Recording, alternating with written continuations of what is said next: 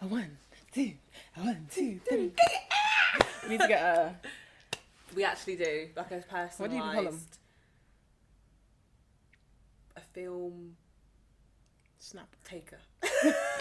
Yeah. Yep. One of those. Action. An action roller. We'll call it that. Yes. Yeah. Yes. That feels like it. That sounds good. Yeah. Thank you. Thank you very much. Okay. Are we ready? We're ready. Right. Let's get it started. Okay. Okay, episode 11.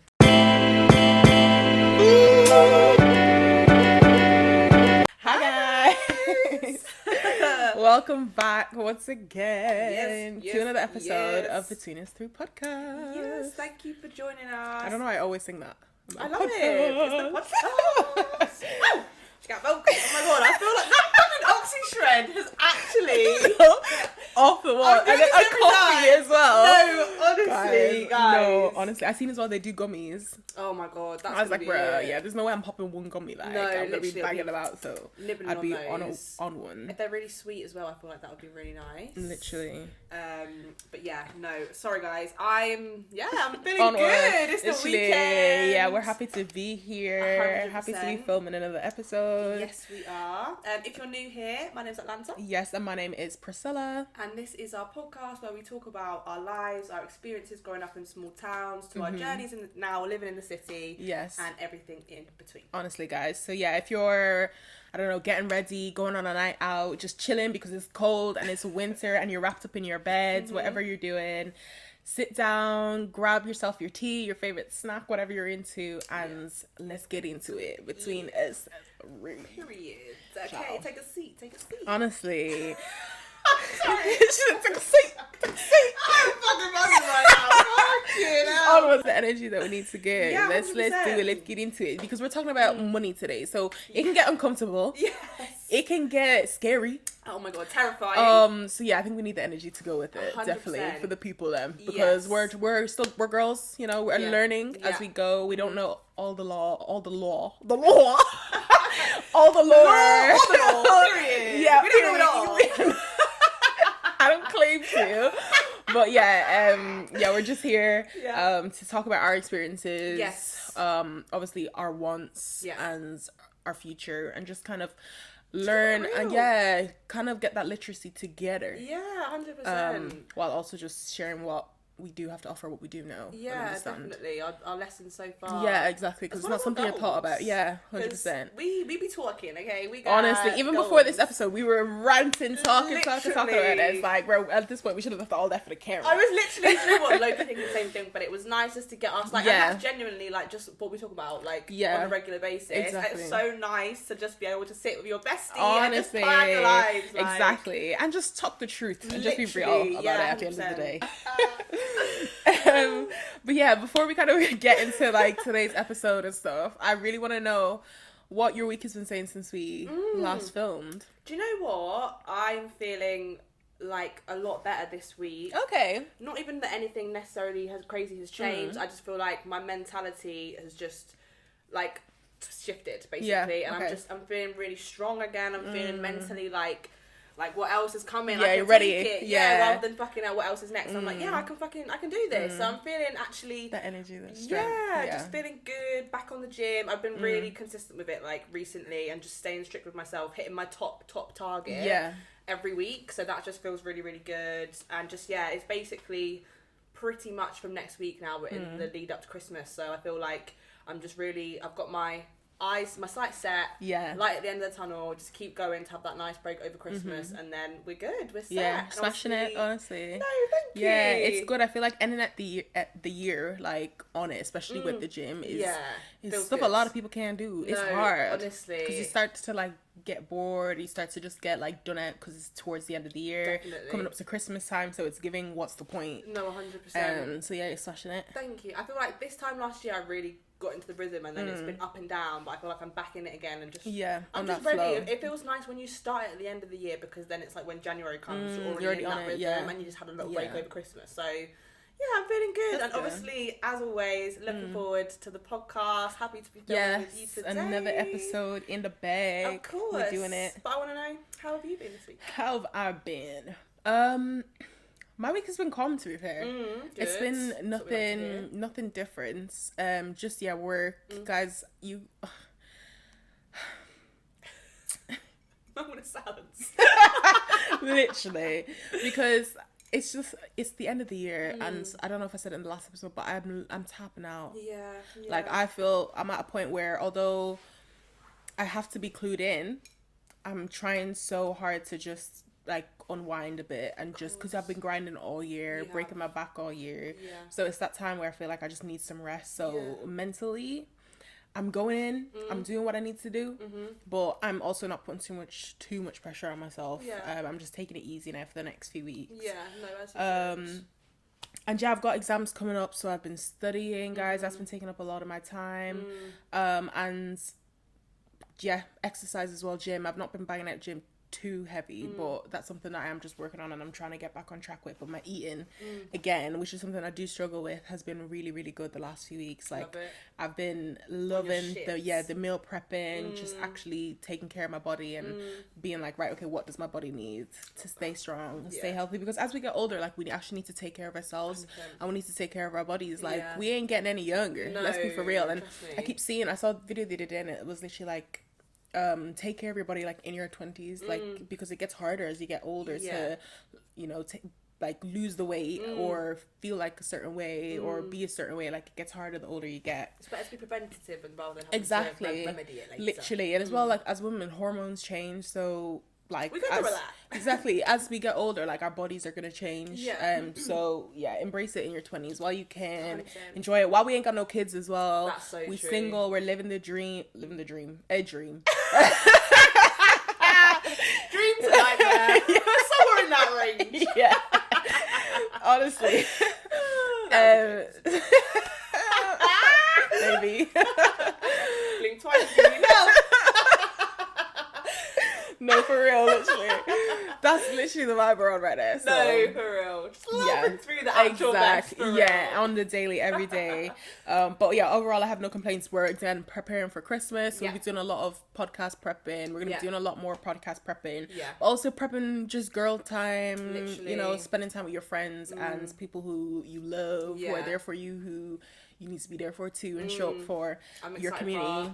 Night out next week. Yes, I'm excited for that too. I'm also excited for our Christmas do that we're planning. That will be nice, our Christmas dinner. And that's just what's keeping me going at the moment. But I have surprisingly no complaints. I'm kind of in a Christmas spirit, Christmas bubble.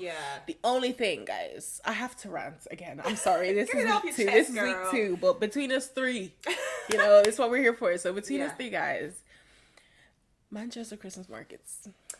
I'm sorry, but where is everybody coming from? Because all of a sudden, the whole country wants to just pounce on Manchester. It's so crazy because when I first moved here, I obviously loved it. It was so exciting. It was so... And I get it, and it's obviously such a staple, and I love that people can come and make money, but having to walk through town regularly... Like, and it's not even the weekend. The weekends you expect it. It's the weekdays. And no one has any fucking sense about honestly, them. Manchester, from the beginning of November to the end of December, is impossible to live in. Literally. Like, it is so bad. Literally. I will avoid town, like, as if it's the plague. But, again, like, I can't exactly do it because I work in town. I live in a town. So it's like, do you know what I mean? What can I do? Literally. Like, I find myself cutting through shops to try and get around. It's sickening. Like, when I tell you, there's just people everywhere. Literally. And you know, I'm sorry to say it, but you know how white women can be sometimes. They don't move out of the way for nobody. They don't know. And all of a sudden, nobody knows what social awareness is. Literally. Nobody has spatial awareness. So everyone's I'm just around like... you doing fucking this, that, and the other with a fucking 10 kilogram bag on my fucking back. No thank yous, no sorries, no acknowledgement. Honestly, and you and your 50,000 kids who... And I get it, you're wanting to enjoy the festival, the Christmas market. So you're taking your time, you're walking slow. But I got places to be. Literally. I actually have places to be. And it's the big men, actually. It's the big just men. Everybody get out of the way. Shouldering you out the way. Like, literally. Don't, because I will ruin everyone's fucking Christmas day. Like, no, right the honestly, fuck now. everyone's Christmas will be done. Literally. You'll be haunted on Christmas day with a memory of me, okay? So don't fucking try me. Like, but it has been very much like I can feel myself getting visibly stressed. But I also genuinely am just like... they are just here with their families trying to enjoy. But when we've lived here for years, it's it gets let it rest. Yeah, let it rest. Literally yeah. let it rest. I do enjoy the markets, but I'm ready for it to be done now. Yeah. And we still got a month and a bit to go. It's so long where it's dragged out, and then it's just the constant. Everywhere that we need to go, obviously, is just infiltrated with people, and it's like, fucking hell. It's hideous. At the same time, I did take my nan the other week, and it was absolutely nice. Lovely. It's a bit, again, Christmas spirit, which I'm all here for. So. Yeah, and it was the first weekend, so it wasn't as bad, because it has just genuinely got worse than that. Do you know what it is as well? Obviously, the weekends is where we like to go to town, so that's why it's annoying. But for me, it's actually the weekdays. It's going after work when I've had a long ass day. Bro, even 1 p.m. the other day, I was in town and it was disgusting. Yeah, no. Like, where are you not working? Where? Do you know what I mean? Why are there so many people not?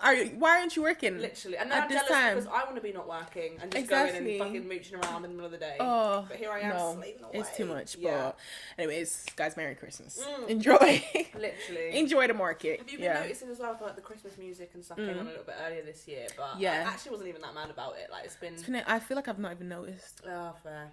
I've been ignoring that market. I go to town to go to work and I go back home the other direction because I'm not about to face all that disaster. But I actually do need to go and get some food because I do love the food that they got sometimes, and I've not had anything at the market yet. I've seen they've got like pie and co. They've got like actual like pie and mash, which I would actually love to go and try. I feel like we should do that. They've got the Yorkshire pudding wrap as well in Stevenson Square. Yeah, they've got the hot dog there too. Like everything that they used to have in front of Selfridges, they have it where the Ferris wheel is. Oh, man. But yeah, guys, sorry, yap over. What we got for them this week? Our hot topic. So hot topic for this week has to be Any, the rapper.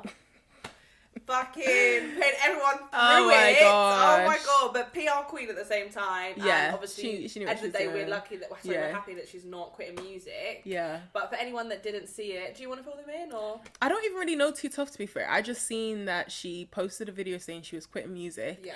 And immediately I said nah. I said something just felt sketch. It didn't feel right. And then she posted another video where the cleaning supply, she was in a yellow thing.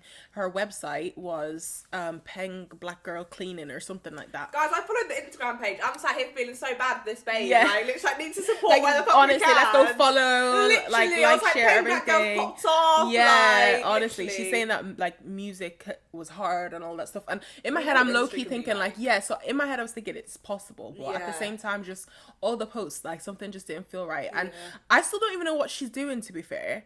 So no, I'm not. I think it's have just no like clue. a campaign with Selfridges. I'm not quite Selfridges? Yeah, that was the whole collaboration. I'm pretty sure. Was it? I'm sure. Unless I just made that up right now. Is it because she was wearing yellow? Yeah, maybe. I didn't see nothing about Selfridges on there. That was like, I think she's got a song coming out, but it was like to do with like a collaboration promo with Selfridges. But even the whole idea of obviously actually creating the Instagram page, and stuff, literally like, going through that whole thing. Yeah, and she had like. Already within a couple of days, it accumulated like a couple thousand followers, and obviously people I was one of those her. Fucking mugs. I literally genuinely thought it was a scheme, to just get people onto this new album that she's releasing or something. I really did not think that. I was so gullible, guys. I literally, because I just think you hear so many horror stories about the music industry and just industries in general, how toxic people can be. So I'm thinking this poor girl's probably like gone through it. Like she had obviously songs that are banged, and then maybe someone's come along the way and been like, and because she was saying about not enjoying it anymore, and a lot of people say you have to enjoy it to keep going. Like she really pulled on them heartstrings. She had and that's me, the thing. That's why it was believable, but something just didn't feel right. Like it was so believable though, because again, like people need to be making money out here, and I'm sure the music industry is so hard. 100%. So and a lot of people I wouldn't be surprised. Have to do side hustles. And it was pulling at my. I say it's putting at my heartstrings, but that was when the doubts started to arise, because it was the videos of her doing the cleaning and stuff, and it was looking very much like there were professional cameras involved. It was too campaign. And obviously she was out there fucking like doing the scrubbing and cleaning, bless her. So I'm thinking, I say bless her, she's fucking, it didn't happen, bro. Like it's not you know real. what? But regardless, I was like, I need to support the babe. 100%. So And obviously, as I say, the bottom line is she's still doing music. She's still going to be creative. And that's the most important thing. And thank God that she's still in the position to do that and still clearly loving it. So that's great. Honestly. But yeah, she had us. But fam, I actually can't. No, honestly. Yeah. But I mean, well, you gotta diversify in this life. 100%. I mean, I wouldn't blame her, but we're all looking for a side hustle. We're all looking for something to do. Yeah, literally. So we gotta grind. Even the millionaires have got fucking multiple streams Literally, of income, so yeah, I'm into that. Yeah, we've got to start somewhere. Guys, so Yeah. me and Priscilla were speaking after we actually, our last episode that we posted, again, sorry it was late, we're getting into the rhythm again, but hopefully guys, at this point, I'm not apologizing anymore because, like, it'll be out when it's out. Yeah, it's every episode we're apologizing, No, like, we're literally. just trying our best, and it's episode 10. Yeah. You know, so Yeah. we're just, We're learning. Yeah. But how we edited it, because we were in quite a rush to do last episode, so we did half of each in the terms of the actual editing. Basically. And when we came together, we were both cracking up. But I just want to apologise, first of all.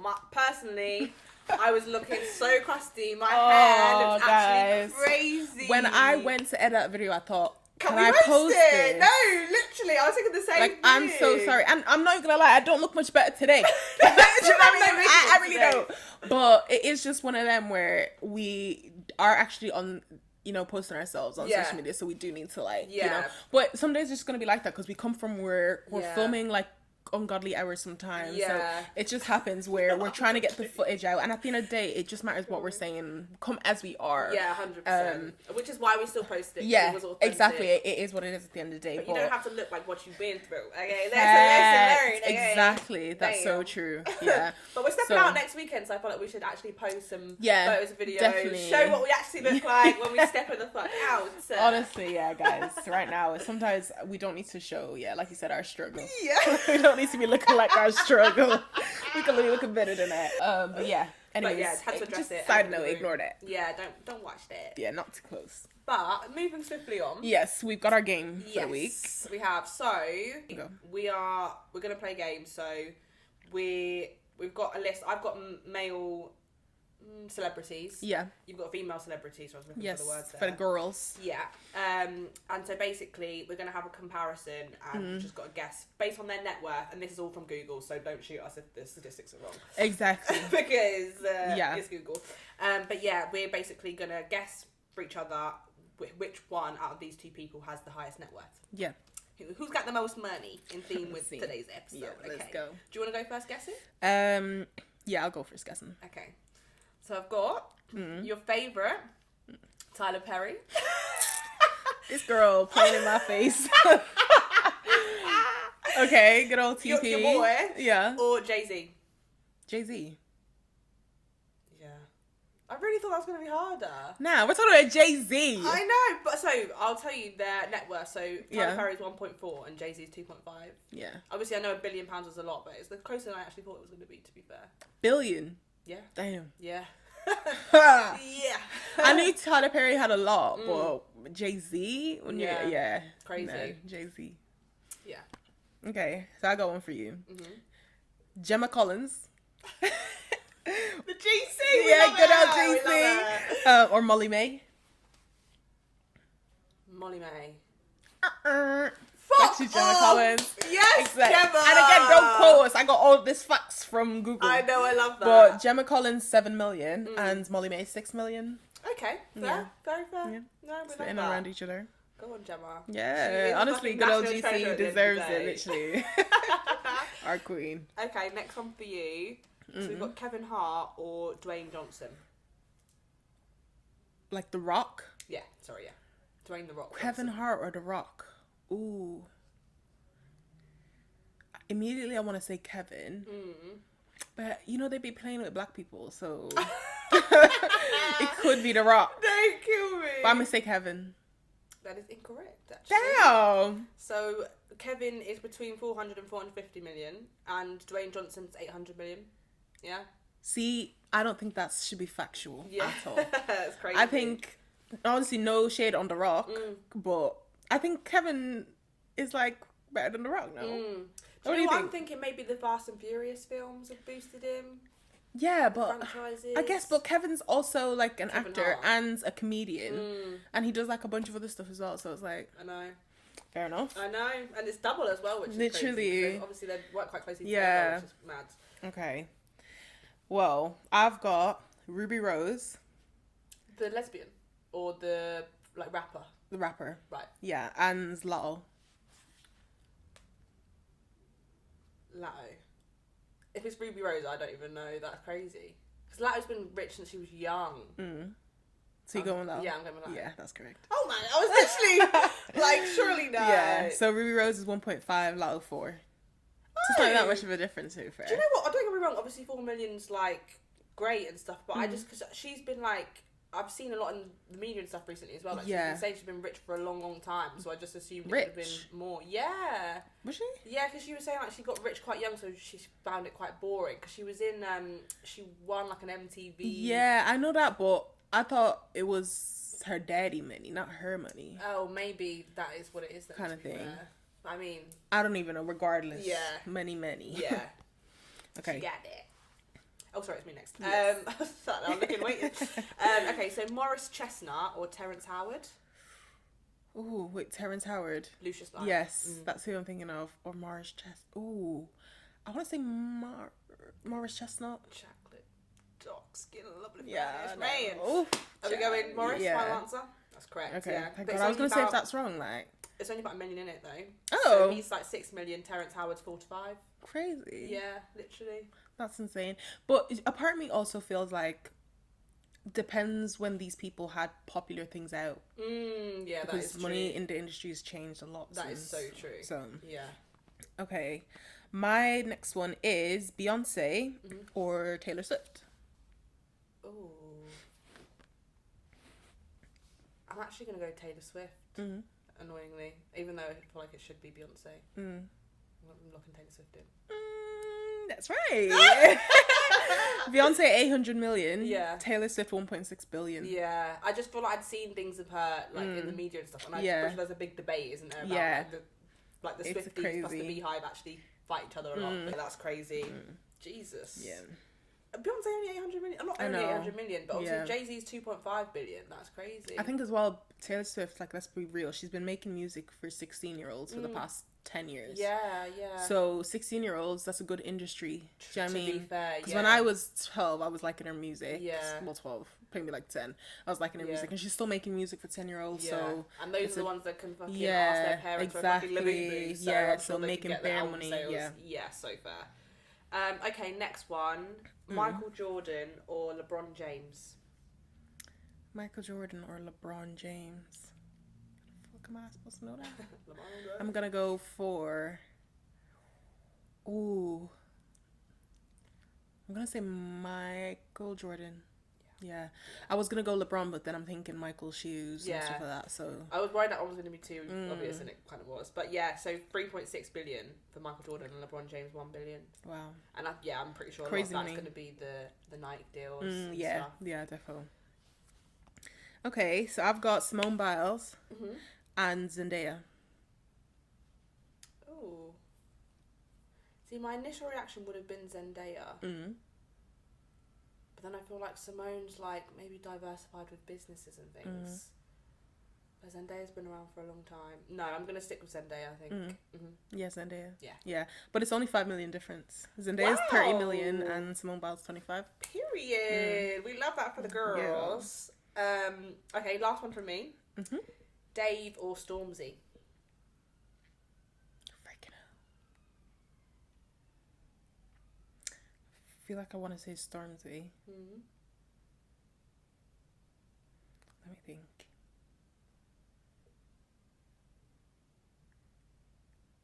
Dave or Stormzy? I'm going to say Stormzy. Yeah, that's right. Okay.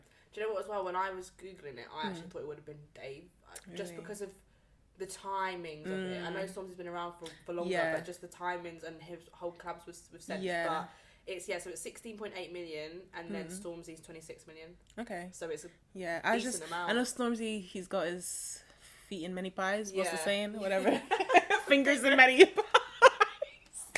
Even that, those big feet, right? Don't kill me. Like a tall man with some big feet. Yeah. But basically. Yeah, no, that is true. Lots of business ventures, definitely. for sure. Yeah, I love that. Okay, and my last one is Serena Williams or Venus Williams. I'm gonna say Serena just because I'm pretty sure she's invested in quite a few, like I can't remember what the word is, but like massive like $1 billion companies basically. So I'm gonna stick Serena. Okay, that's correct. Serena Williams 350 million and Venus 95 million. This is a massive difference. Oh my god. Crazy. We love that though. We love all the black wealth. Exactly. Run up the money, child. Yeah, period. But yeah. Okay. Stunning. Bit more ASMR while we wait. Oh my god. Yummy. It's fine. Okay, right. So I thought just with the theme of money, I just found a couple of threads, sorry. Okay.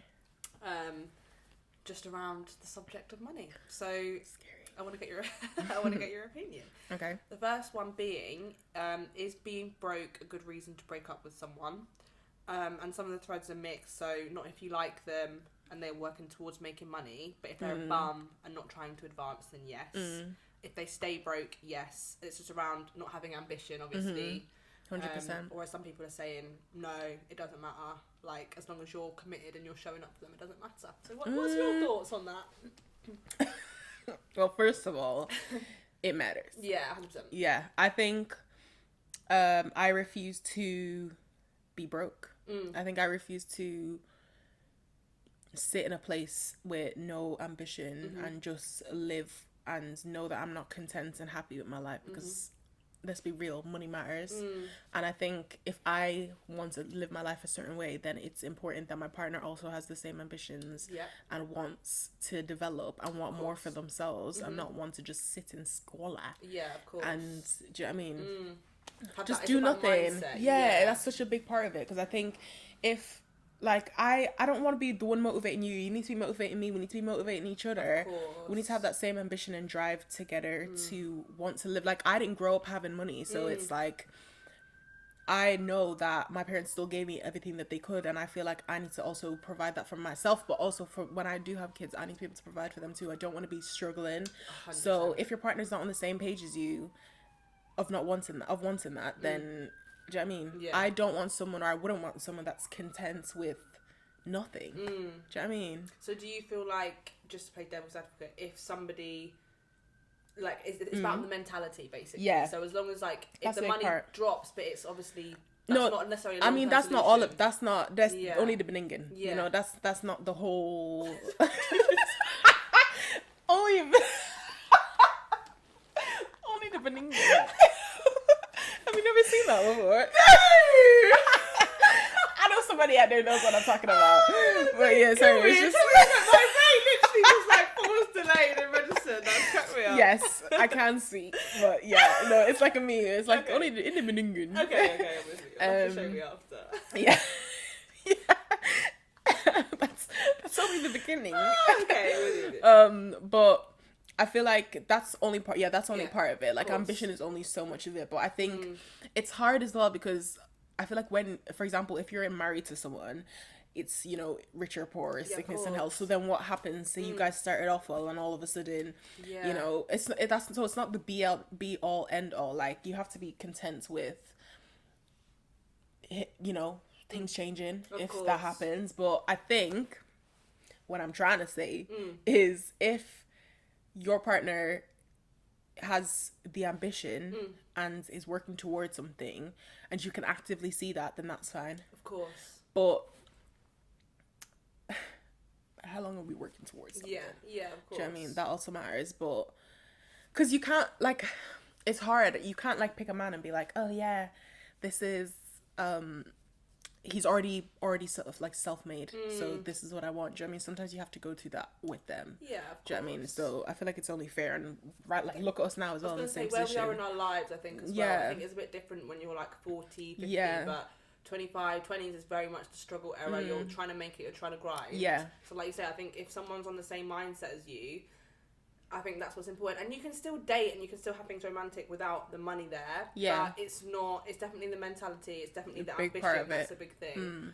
Also, I think it's an interesting, like, question, because it's like, if somebody comes with you and someone comes to you, they've got money, then they dip and then they go back up again.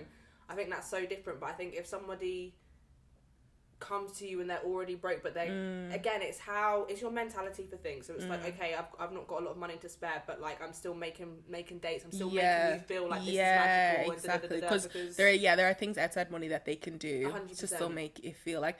And I'm happy. Don't get me wrong. I'm not happy to be like broke together, but I'm happy for us to be like going through that together and learning things together and developing together. Like that would be great to see. But and if it's supporting each other, exactly, and it's balanced, and maybe one day you're 80, I'm 20, and then it swaps. Fine. Exactly. But like you say, it can't just be all one-sided, one person. I don't want to be the one fucking out here breaking my back with all the ambition, and you're just riding along on my pigtails. But also, like, let's be real, like, you can't be living on ambition for 20 years. No. Do you know what I mean? Like, we've got to, like, make moves, make progress. Sometimes things don't go right. Sometimes you want this specific career and you want this specific goal, and life's just not leading that way for you. But I feel like then you need to reroute 100% and see what else is there. That's what I would need to see. And there's also, like, ambition, but like you can be ambitious but not do anything with it. You can just be saying, this is what I want, this is ambitious what I want, but no motivation, no discipline, no action. That just is a rule of thumb anyway. Like words with no action is just a no-no for me in any type of dating situation. Get the fuck out of my face. Period.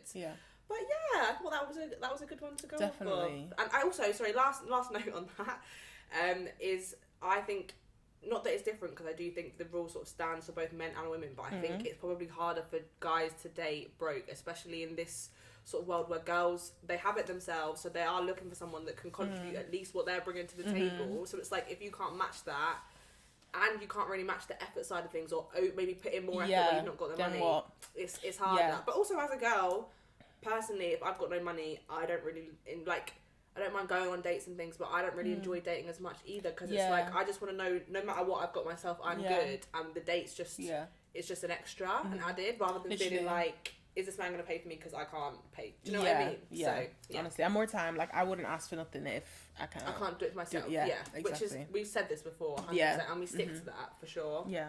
But thank you. Thanks for coming to my TED Talk. Nobody. Anytime, what else have we got? You. Yes. So,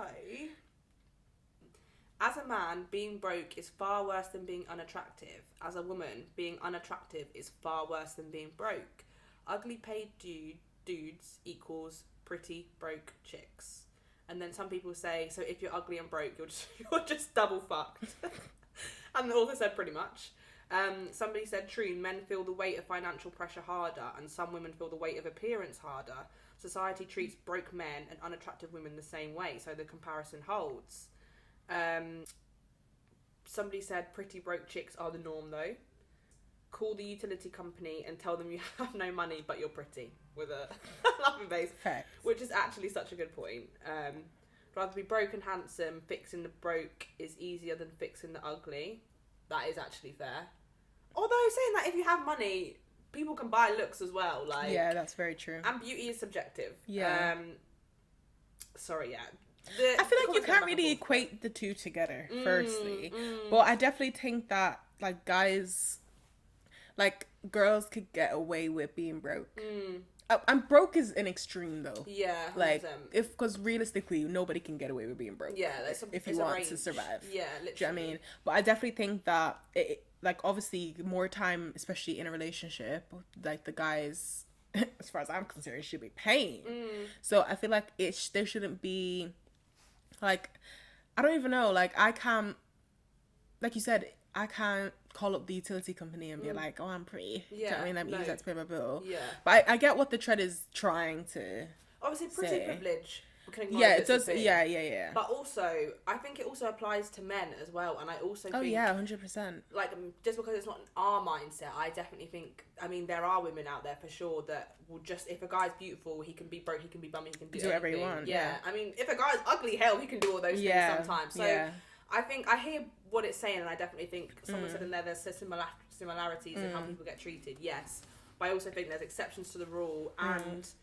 It can be the same for both men and women in terms of looks and for money. But then again, there's also caveats to that, where obviously sometimes as a woman, it's easier to navigate some things with no money. But also, let's really get into it. Money is a big thing that keeps women in marriages in certain situations, which has done historically, which is why so many women now are single, and the divorce rate and things like that are higher, because women have their own money and their own income, and it's not tied down to. Yeah, exactly, and not just being financially dependent on a man. So sorry to flip that a little bit, but that's just another another thought on the back of that. Yeah, that's fair. Bottom line is, I don't agree with that fully. I don't agree with the statement fully. I hear certain points to it, but yeah, sorry. Like you say, you can't pay your bills with your face card. Yeah. You might be able to get a man to do it for you, but actually calling up the utility company and saying hello, no. Yeah, I'm a pretty bitch. Yeah, literally. Yeah. Don't work. I tried. Growing up though, or like early attitudes towards money, what was it like, or what was money like or seen like in your household? Like, what view did you have of money growing up? I think money has been I've known from young that I wanted to be rich and I wanted to be financially independent.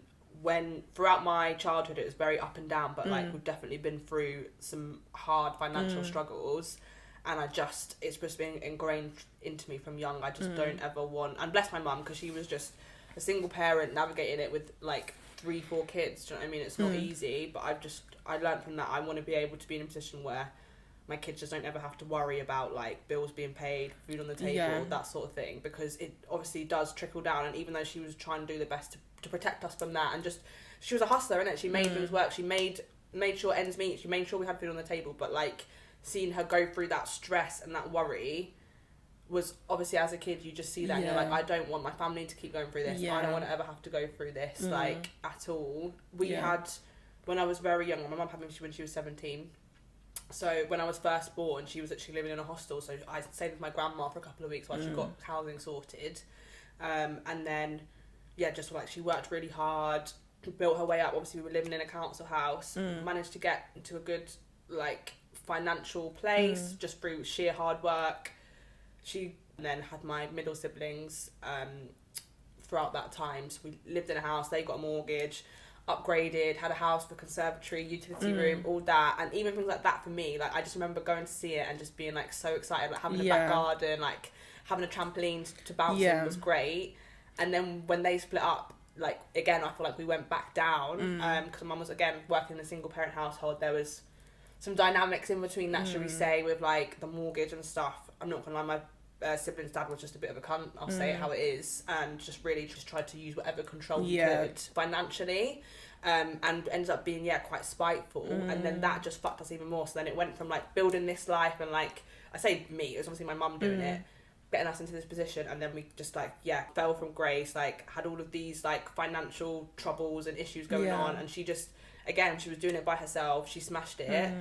Got back to a position now where I feel like, I'm sure she would say, like, she's comfortable, she's got her own business, like she's really trying to hustle and work hard, and is like back to a place now where I feel like she's building her, like, she's just in a good place, basically, which is obviously good to hear, good to see.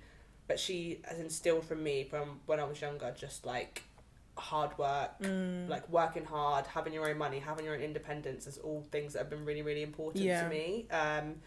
Through like working as well. When I first started working, I was 14 years old. Worked in one of the local restaurants. Used to get paid like £4 an hour, cash in hand. And then this was like 14 turning 15. When I was 16, and obviously I was actually a legal age to work, I then worked in my mum's friends' hairdressers. So I did like those two a couple of days a week. Then quit the pizza place, and then did Topshop and the hairdressers. Then left the hairdressers and did Topshop and Morrison's up until literally I came to uni. So I've like quite frequently had 2 jobs from when I was young, and then obviously came to uni just working, and just with the goal of obviously financial freedom. Basically, that's where I'm coming from. What about you? I mean, I think growing up, like, my view on money, like, I don't think I really, like, I knew, I had money conversations with my parents, like, I knew how hard it was. I was very aware of that. I was made very aware of that. But I still don't think I looked at money and thought much of it, just because I didn't know. Like, now I've worked for my own money. I pay my own bills, so I know the value of money a lot more. Like, I can feel the value of money. I feel like you don't really feel that until you work for your own money and you 100%. Understand that. So I feel like growing up, there wasn't, like, too much, to be fair. My mum and dad, to be fair, they set a really good example in terms of like saving, and like they're really, really good savers. So it wasn't something that like, obviously I'm not saying that we didn't struggle and stuff, because like regardless things were hard. My parents are immigrants coming here like trying to sort stuff out for themselves, but I think because of their struggle that they had growing up, they knew the value of money a lot more. So coming here and then wanting to give their children the best, like I always saw them working like multiple jobs, trying their hardest just to figure things out for us. So it really kind of taught me like hard work, and it taught me like being able to grind, to hustle, to work your hardest. I think like overall, even though I had all that example set for me, I think as an adult now, I look and I think like I'm not even half the person, like half the way I feel in a way that I should be. But I think it's because I looked at them and their saving and their journey, and now I look at it and I think although I want everything that they gave me and more, and I want to be able to provide that for my kids, I look at it and I think I also refuse to be a slave to this system, and I refuse to be a slave to the world, and I refuse to be a slave to this pandemic of I've got to grind and hustle and break my back and work till I'm weak at the knees and work till I'm physically, mentally drained and not get to enjoy any of it. Exactly. And don't get me wrong, that's what some people had to do, and I'm so grateful, for example, my parents doing that. But it's only now, like, for example, they're adults and they're grown and they're like, oh, now it's time to enjoy ourselves. And that's what they had to do, but I don't want to have to do any of that. So I wouldn't say I'm as careful with my money.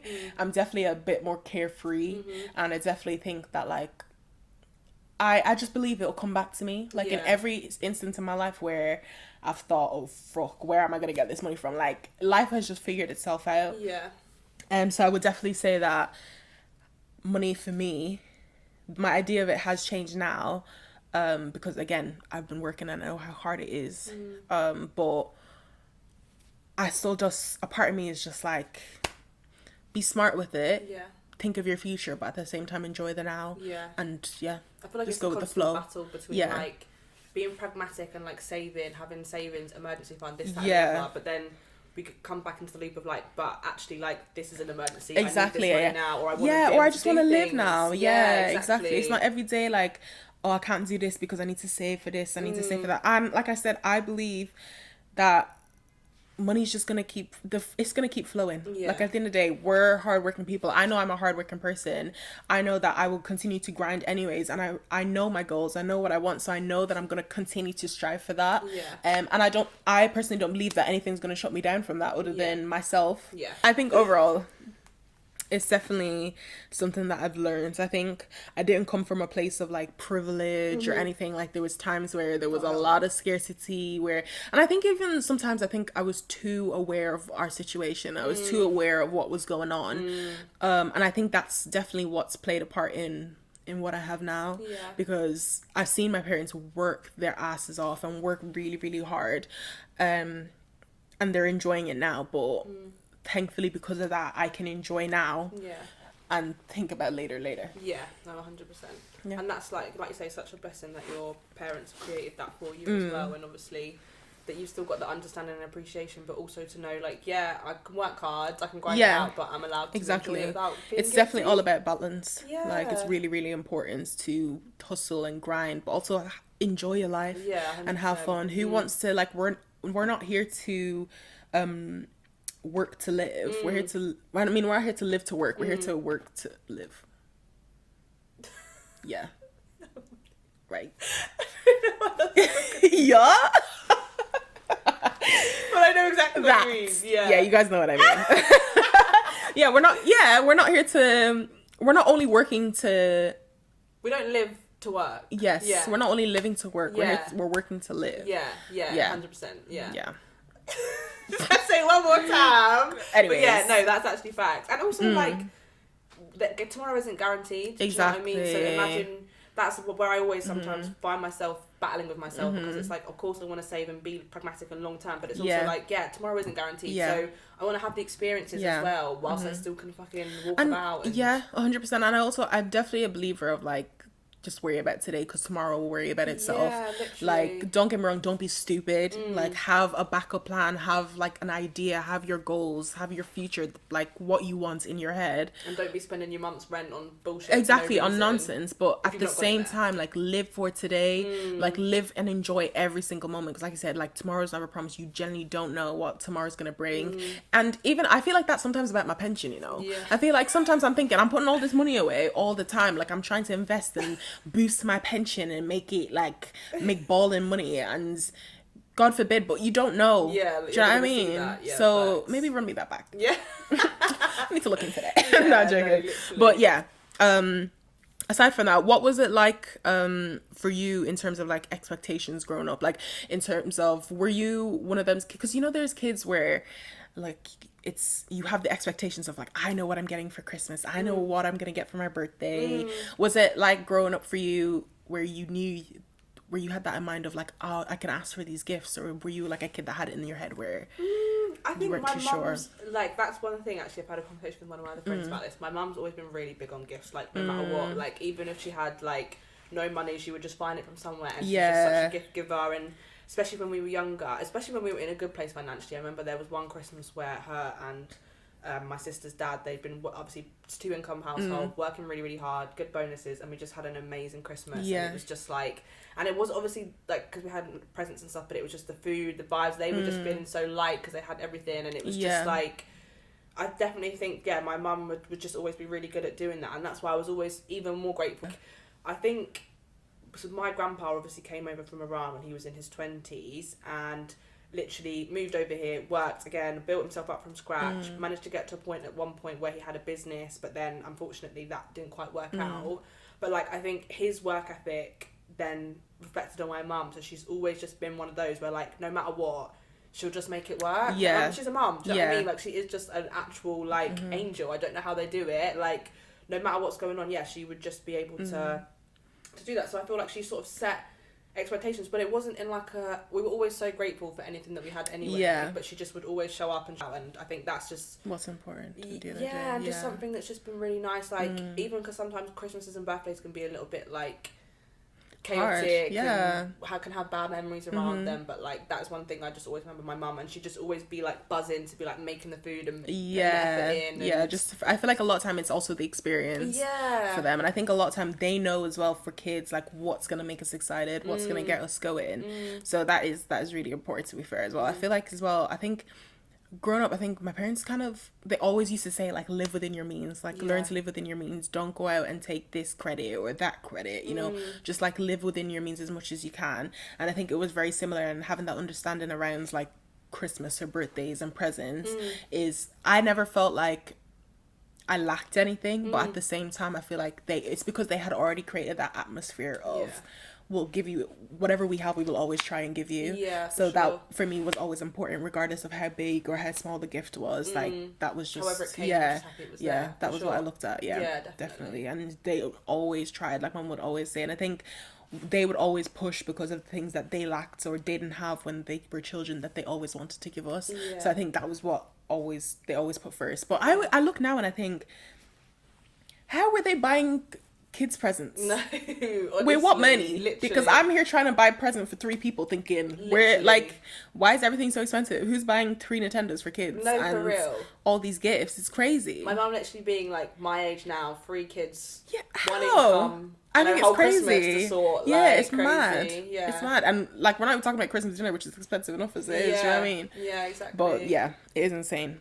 And that was, I mean, things are expensive now, but I know they weren't, like, they would have been cheaper, but not that much cheaper. Do you know It would have been hard for, like, for Yeah. example, as your mum, like, if she was single, Right. like, that would have been really, really hard. Yeah. Like, So, in terms of how you grew up, do you feel like you had many differences with, like, your peers and your friends around you? Did you ever notice a financial disparity? Or...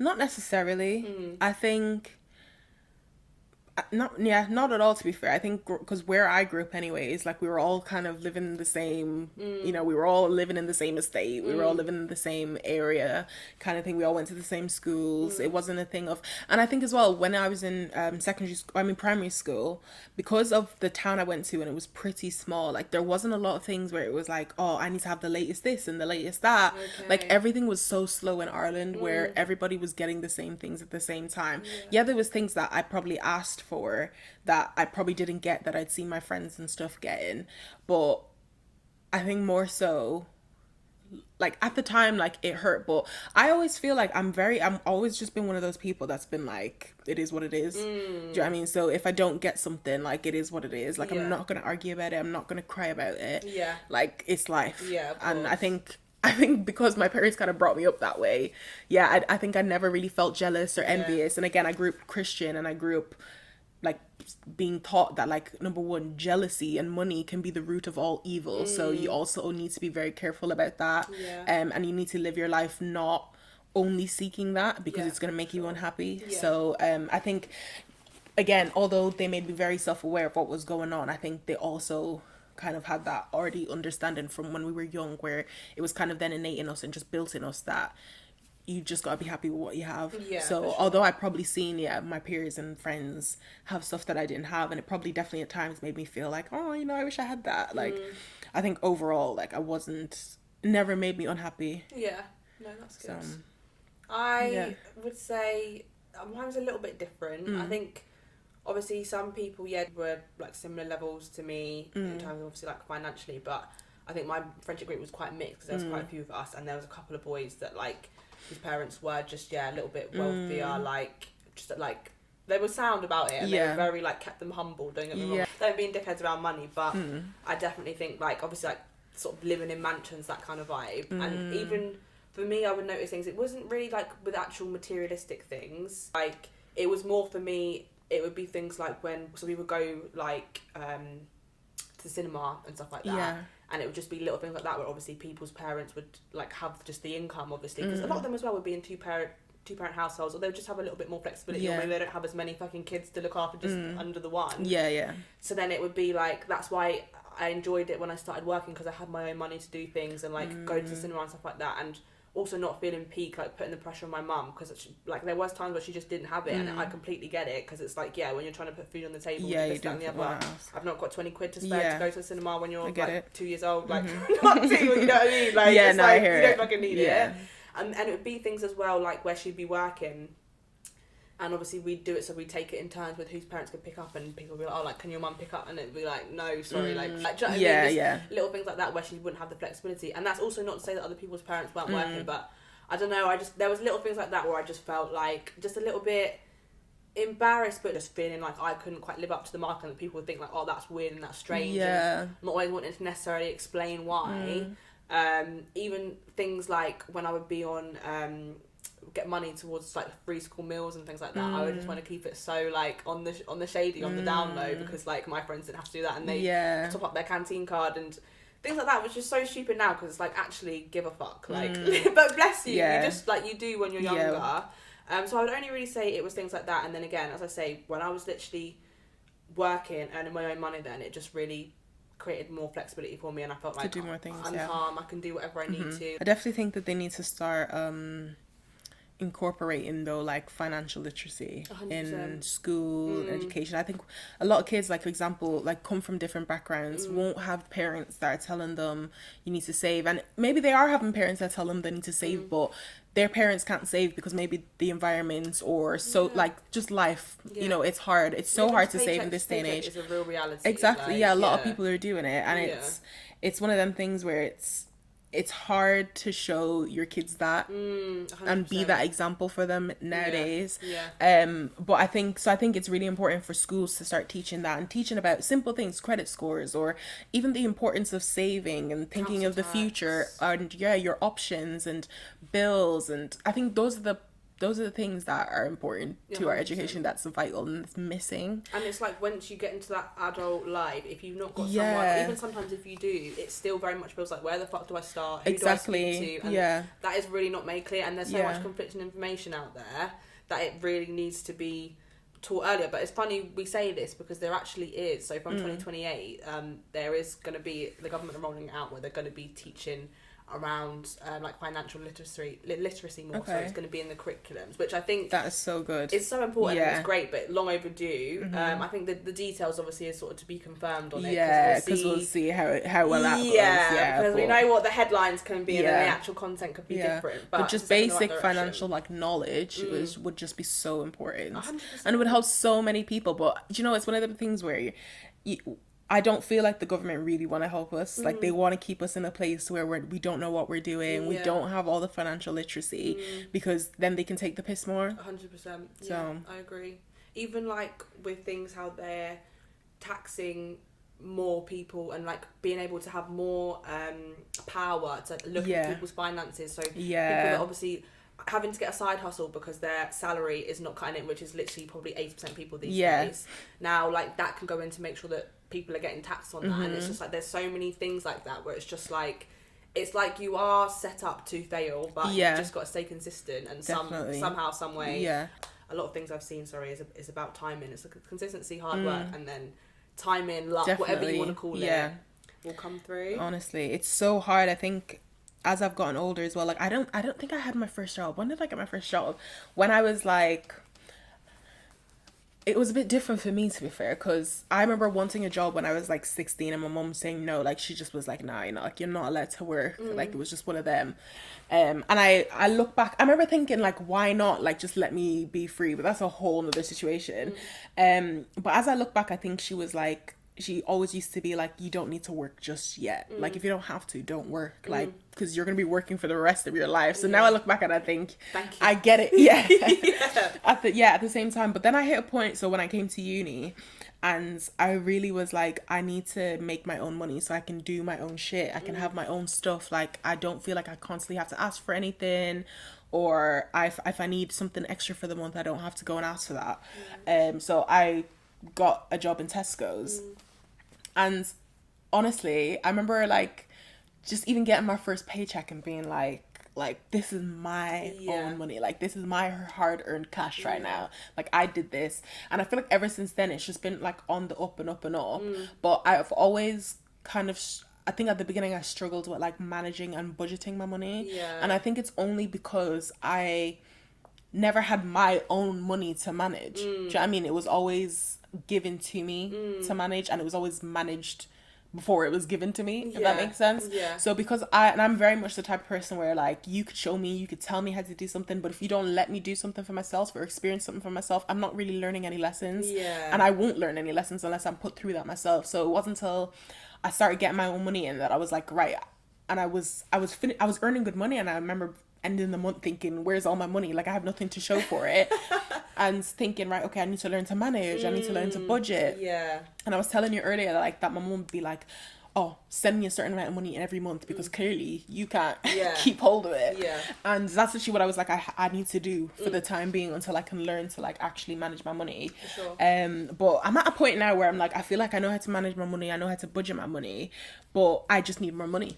100%. Like, that's just the main thing. That is actually now. No matter which way you slice it, I just want to be earning more money. 100%. Especially like the cost of living. I know we said it's crazy. Before, but like even just little things with the food shops, and you make cuts where you can. But I've even from the past, like this year, from the start of the year to now, it's gone up crazy. And and I don't feel like I've done anything different or changed anything too much, but definitely feeling everything. Literally, 100%. It's like things are just so expensive at the minute. And then it's like, obviously we need to budget, we need to save where we can and be like disciplined, but it's also the bottom line for me right now is I need to be making more money.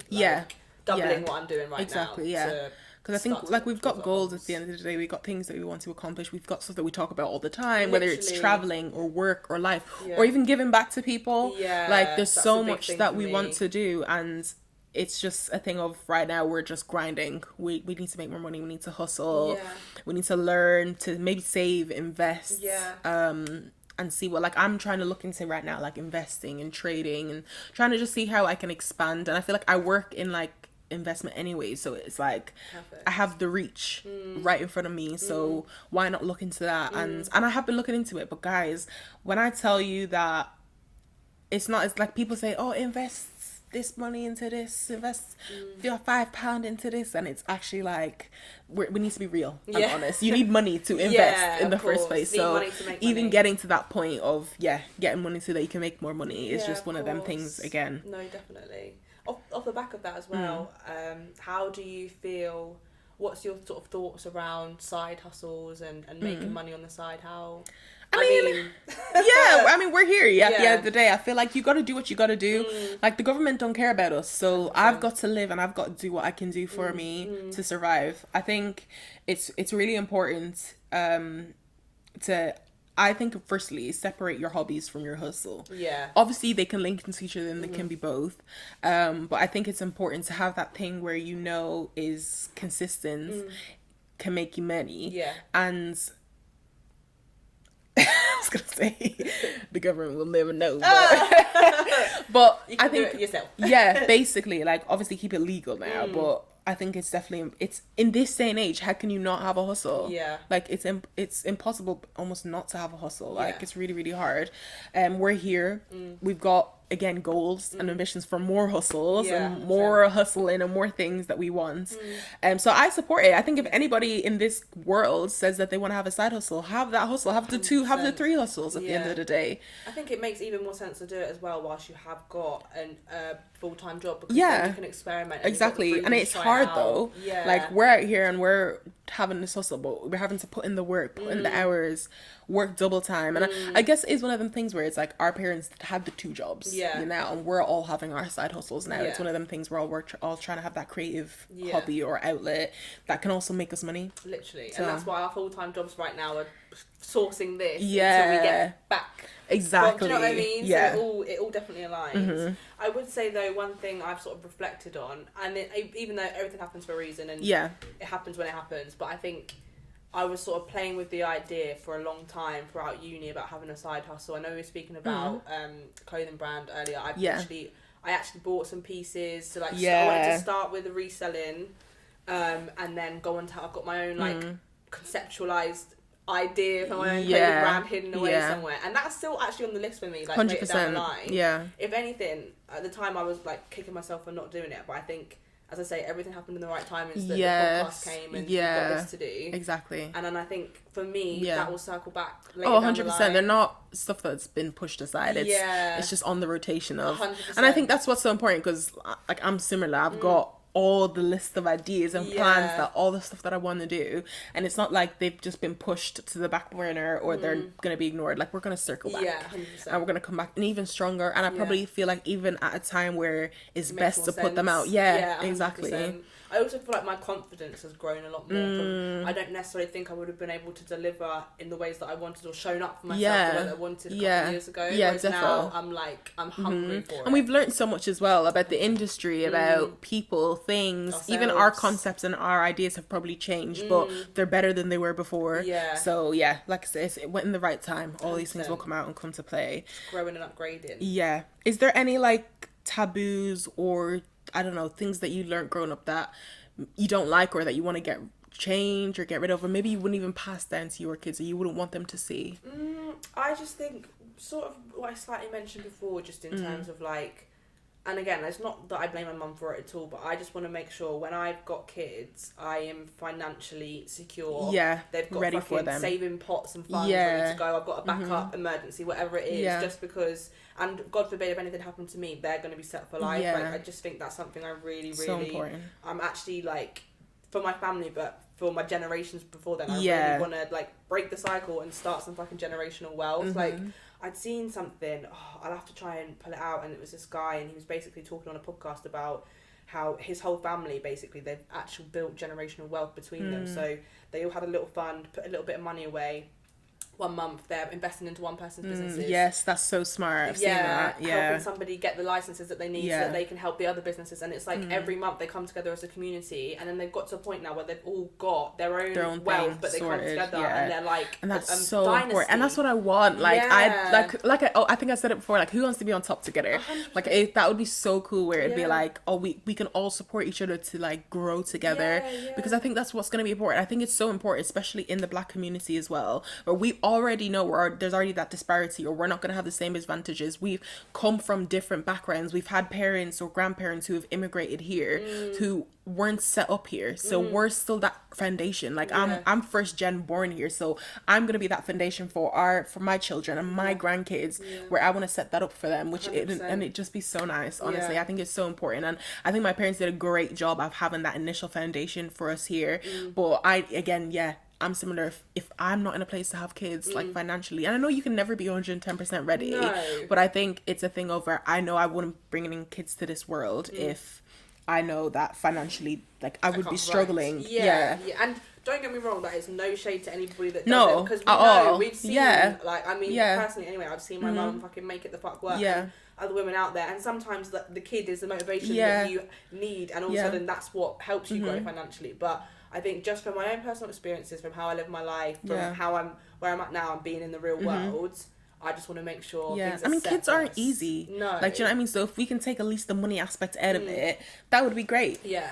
I think as well, because money for us has a lot of experiences attached to it and a lot of things and goals that we want to achieve. Yeah. It's also about the life experience first, and I want to have done all that and not the place be sat I'm there in mentally, physically, at 2 years old because I've got the money and now I've not to done do anything. And I've not lived my life how I wanted to. Yeah, so that's so I think true. that all like ties in together. Just the last question from me was, when do you feel like the real, I think you actually sort of touched on it before, but the real test of money was in managing your money? Because for me, I think even though I'd been working and things, I think uni was the real, coming to uni, being by myself, having a student loan to manage, working as well, still, I mean, we would go out and do this, that and the other, but still at the same time having no money. Yeah, it's difficult. That for me was my personal, like, this is the real test for me. Would you say uni's like that a lot for people, to be fair. I honestly would have to say after uni, what mine was, because my decision to move to Manchester went from, I'm graduating in a few months. What the hell am I going to do? I don't want to go back to Ireland. Might as well move to Manchester. Yeah. No job, no plans, no accommodation. Graduated uni, literally just vibes. And a plan. And honestly, a dream. Yeah, that's it. That's another plan, a dream.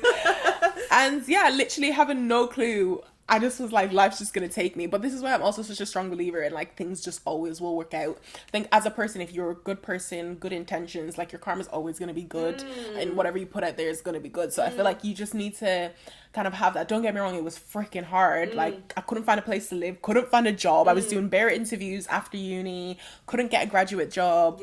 I was struggling, like, we couldn't find a place to live. I was living at my friend's, shout out Nat, I was living at Nat's. Like, oh, love you, Nat. Honestly, like, living on it, it was just crazy. And it wasn't until I actually then moved to Manchester, and I was working basically on a 0-hour contract. I had nothing. I had just moved into this new accommodation, had no clue, nothing about council tax, nothing about the water bill, nothing about any of the bills, like, not actually conceptualizing how much money I need to live on a month-to-month basis. Adulting, because I went from uni to, although I was making money in uni and I worked basically throughout my entire uni experience, I still wasn't paying my own rent. Do you know what I mean? I wasn't paying, like, bills weren't a thing because I was living in uni accommodation. Like, I didn't have the same mindset or reality check. It hit me really when I first moved here, and I thought, fucking hell, like, I've got to rinse my money. I've got to give you guys all my money every single month. And I think it was really hard for me because I was in between wanting to enjoy my life and wanting to go enjoy living in Manchester for the first time and live my dream, be with my friends. Like, it was such a great experience, but it was hard. And I even found myself, like, literally, I think, do this. it was hard. And bro, even to this day, like, I think I said, even a month ago, I said to my mum, like, there are days where I feel like I just want to give up and I want to go home. Like, I just want 6 months to go home, pay no bills, pay no rents. But I know, as me as a person, I wouldn't be content with that. Like, that's not reality. I would never be happy with that. Although it seems like a dream and it would be lovely to just chill out for 6 months, I would feel like I'd end up even worse than I am now. And I feel like this is what we were saying as well. If that were to ever happen, it's not necessarily a bad thing, but when you come back, you're starting again. If anything, a couple steps behind, you're having to get back to where you were to then surpass that. And I think it's just a thing where, regardless, you just need to push through these moments and the hard times. So, but it does get better for us. Like, 100%. Like, it has. Like this. My question is, when I first moved to Manchester. We're 5 years into this now, and although it's still hard, like I've learned so much about myself. I've learned so much about the way I handle things. You land on your feet with all of the above: job, exactly, house, literally bills, like catching up with stuff. It's just it's all a learning curve, and this is why it's so important to teach these things growing up. 100%. Because why am I 21 learning this for the first time, having no clue? And this as well, it's a problem because I used to work in debt management, and you see so many young people come in and they've obviously never been taught about these things, so they don't realize that phone bill you took out and it's gone on your credit score, you've got CCJ for it, for £20 that you should have paid off, but you're not learning these things. So now that's on your thing for 6 years. You can't take out this, you can't get a house. Like people, like, they don't realize, and a lot of times you can't even blame them because they're not learning these things. They're not learning the risks, the possibilities. They're not being brought through these processes of what could happen. Just off the back of that, there was something I'd learned when I was in my first proper job after uni, like first proper office job. I just said first proper office job.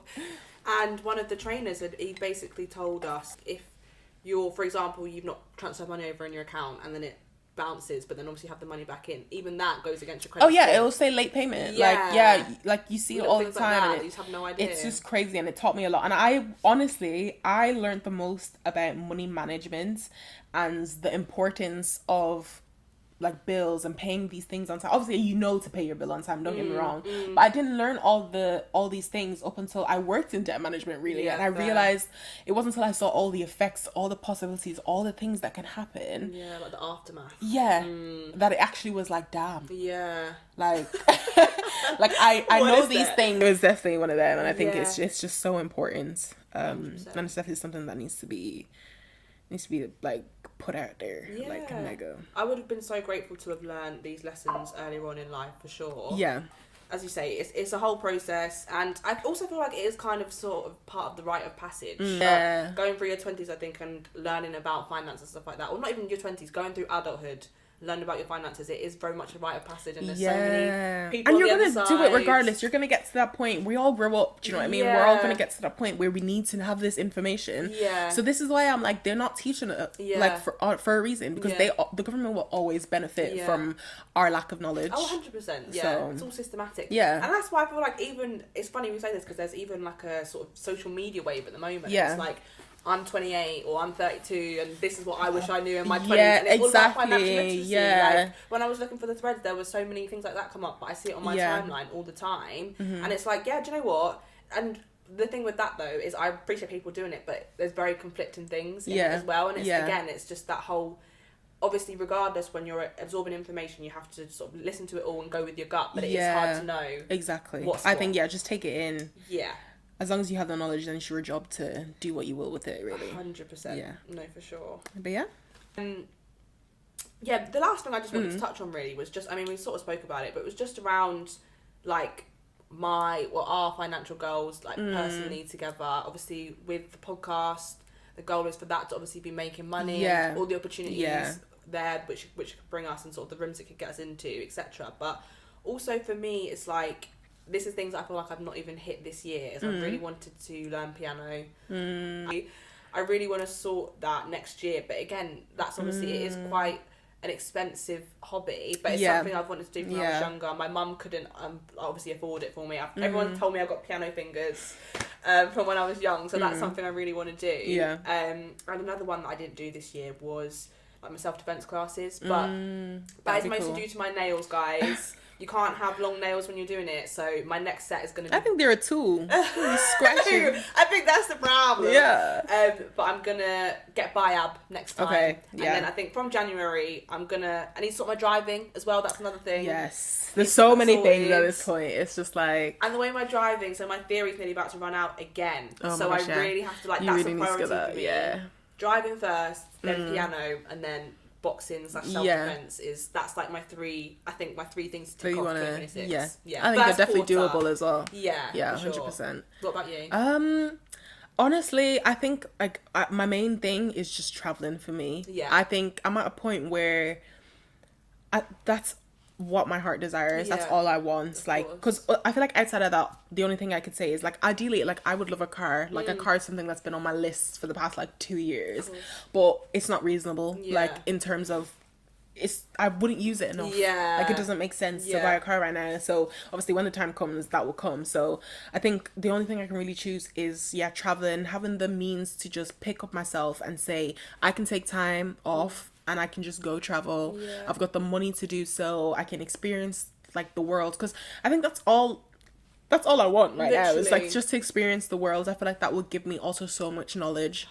100%. And it'll teach me so much, and that's the education I need right now. Yeah, for sure. I think it's just seeing the world and seeing what else is out there, learning cultures, learning people. Literally experiencing it for ourselves. We need to go to Nigeria next December for what? Like, that's 100%. One of the many. Yeah. And also as well, like, being able to see the world, see different cultures, but having to be able to take time out and just realise it's not like we're not on this hamster wheel. Yeah. And being able to have the flexibility to be like, do you know what, like, we've been like, even this year, for example, like, we've been through a lot. To be able to say to my girl, do you know what, guys, like, 2 weeks time, let's book a couple of days out. We've got the flexibility to do it with our work schedule, and I've got the finances to do it. Let's book a couple of days and let's have some time. Do you know what I mean? Just little things to be able to like pick yourself up and take control where you can. And obviously I do understand that's a luxury, but it's a luxury that I really need. I'm striving for. It's not even a want anymore. I feel like it's something that I need. Like, that's what's missing from this time of my life right now. And when I envision like myself in a couple of years' time and being financially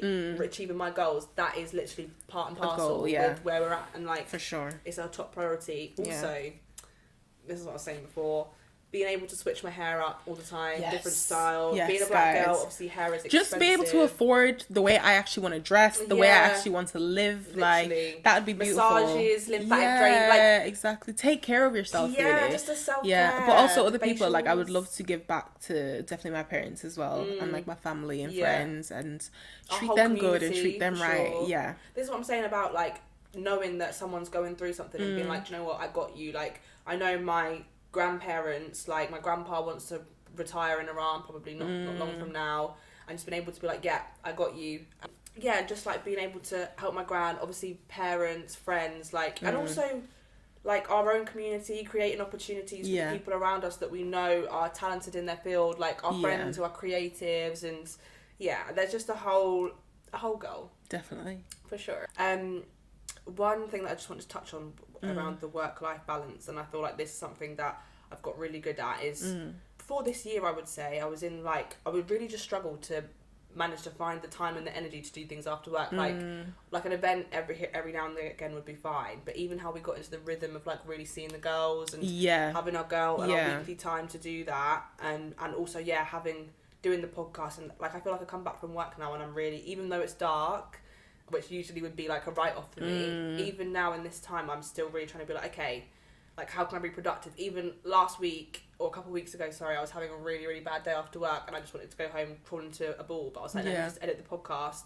And the podcast ended up feeding life into me, reminding me and putting me in a good place. So it's just, I feel like that's one thing with the work-life balance, is I've really managed to like find the energy to do things in my evenings and to do the hobbies, to do the personal projects. And I think that for me, like we were saying the other day, especially like when things have been struggling, the podcast has stayed really consistent, and that's been something that I just really appreciated. Yeah, definitely. But moving swiftly on, right, so our social segments quickly for today is basically which one is more expensive. Okay.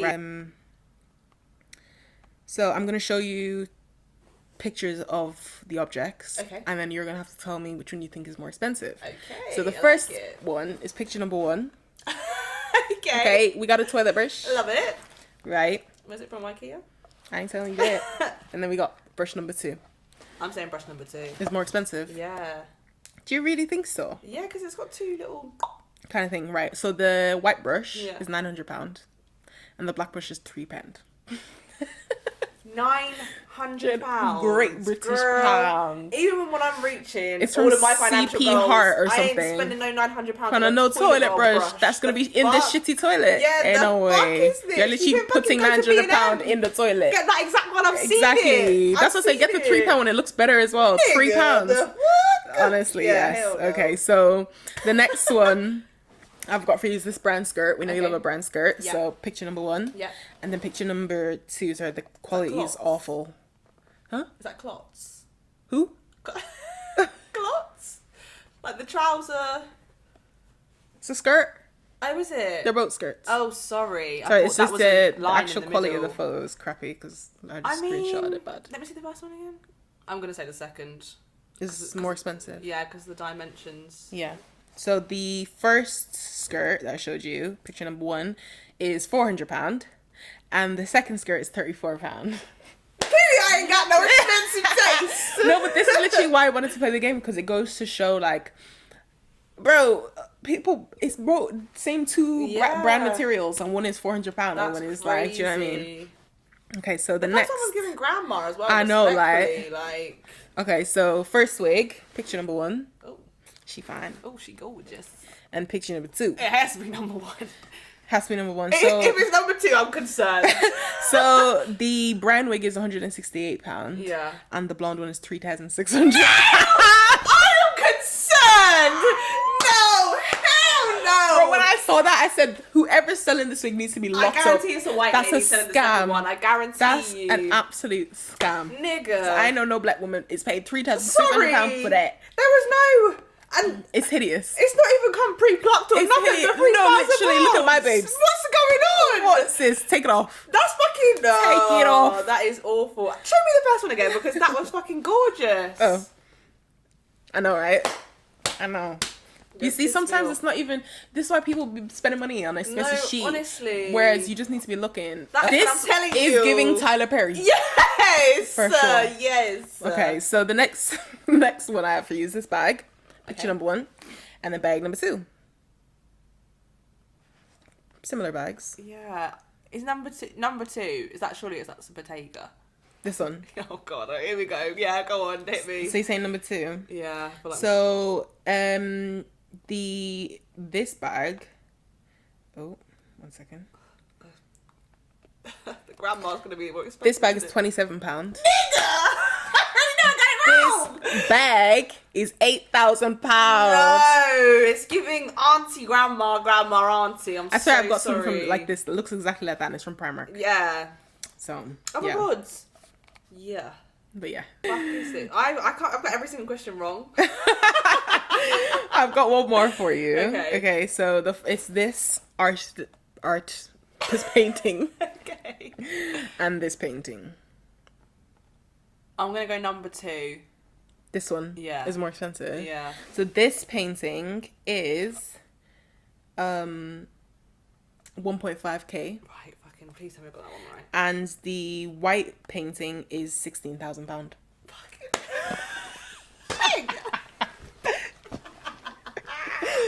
Can you imagine? I actually cannot. Let me fucking. Where's my canvas? No, Let's get honestly, 16 up like, podcast right now. I Are you actually joking? can't. That is actually brilliant. You got me there. You No, got me honestly, good. I was like, Fucking yeah, hell. let me pick some hard ones that ain't No, gonna be for too real. easy. But yeah, They smashed okay. it. But yeah.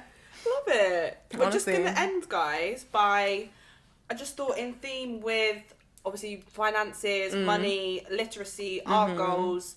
I thought I would just end with a couple of manifestations for you. Yes. Sit up for this one. So, this one is money focused. Okay. So it's lottery, manifestation, affirmations, abundance, vibrations. So Okay. this is by Divine Beauty 1212 off of Threads. Just give her the shout out. So money flows to me easily, expected and unexpected. I'm aligned with massive financial blessings. I'm a magnet for abundance, prosperity and wealth. I deserve sudden windfalls and divine surprises. The universe loves blessing me with wealth. Okay. And then another one is just today's affirmations. I attract success through my focus, dedication and actions. I attract positive energy and release all negativity. I attract growth and transformation with every experience. I attract limitless blessings and opportunities everywhere I go. Done. Okay. Very good. That's fun for you. A little daily Very manifestation. nice. Yes, guys. If you are a manifestor personally, I'm a pray to Jesus. I ain't manifesting to no universe, but all the above from the Lord. Yeah. Amen. I'm manifested by, like, So, yeah. My daily one is I am happy, healthy, grateful, and blessed, which I tell myself 8 times a day, either in the morning or before I go to bed. Yeah. So Very it's a nice. lucky number. But yeah. Yes, guys. Last but not Have you got a leastly, song of the week? I didn't write it down, so I'll let you go first. Okay, I've honestly just picked some this week, guys. I've been lacking on the music for the past week. I'm not even gonna lie, I've just been so busy. But a song that I've been playing is Closer by Jimmy LaBarry. I'm loving Jimmy LaBarry. Okay. And I've also got Boomerang by Yeba. Love it. So, yes. My first one is Go Girl with Summer Walker, Latto and Doja Cat. Okay, yes. I just don't know what it is. I've just been really fucking with that song. It's a tune. I can't remember. Did I do Rain Dance last week? I feel like I did. Yeah. I need to get that list out, so I'm not sure. Second one will be Miami. Odile, Leon Thomas. Okay, yeah. Banger. Yeah. Actual banger. But yeah, our playlist will be up soon. Yeah. You guys are able to go in and look at all the songs we've been mentioning and like them. So that'll be live soon. Yeah. Also, guys, if you got any dilemmas, any bits and bobs you want to throw at us, feel free to send them through to us, guys. When you've been yapping for about 2 hours, this is what it is now. But yeah, feel free to send them through to us, to our email, to our Between Us 3 Instagram DMs. We'll be live on there. It would all be anonymous if you want to be kept anonymous. And yeah, you can be mentioned if you would like, but definitely yes, that's what you want. Yeah, that's what you want. But yeah, we will be back next week. Yes, again with another episode. Yeah, thank you so much for your time. Yes, thanks, guys. Stay blessed. Bye.